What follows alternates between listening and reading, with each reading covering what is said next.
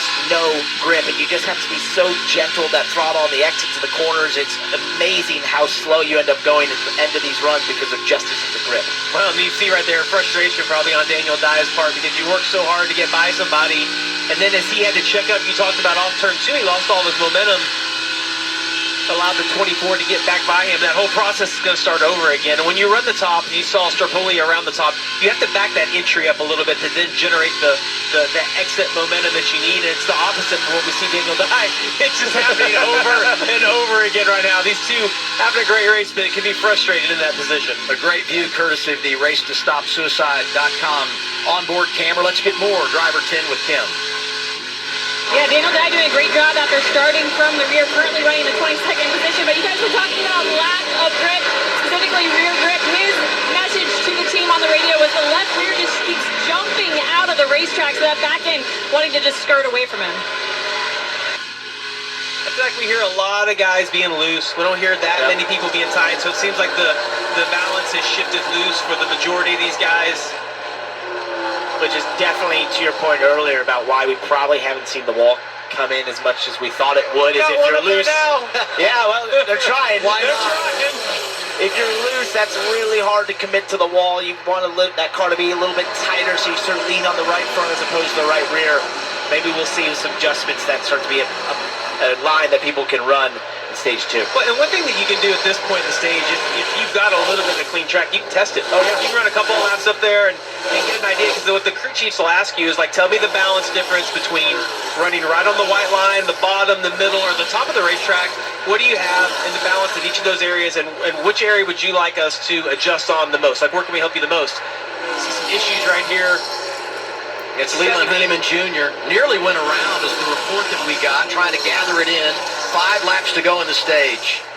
And look down at our bumper and all the blue there. 9 of the top 10 as we head toward the end of stage 1. 4 to go are playoff drivers. But it's this non-playoff driver making headlines now. Whoa! Sucked around right there. Off the right rear. Look behind him. Poole reacted, and all of that happening around Brandon Jones, who is like, no, I don't need this in my life.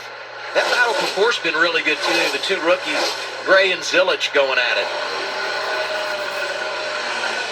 And similar to what we saw when we were on board with Daniel Dye, it's sort of a back and forth between two drivers. One tries to pass the inside, gets in front, slides up, and the other driver chooses to do the over-under on them. As we see right here, Zilich back to the inside, got that run, sort of diving in 3 and 4.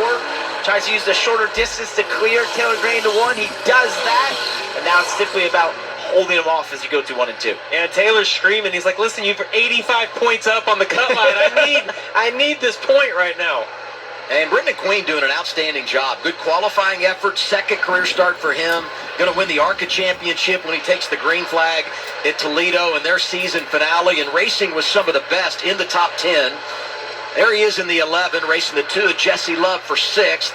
As the battle on the left continues for 4th, 88 Zilich, 54 Taylor Gray, 2 to go in the stage.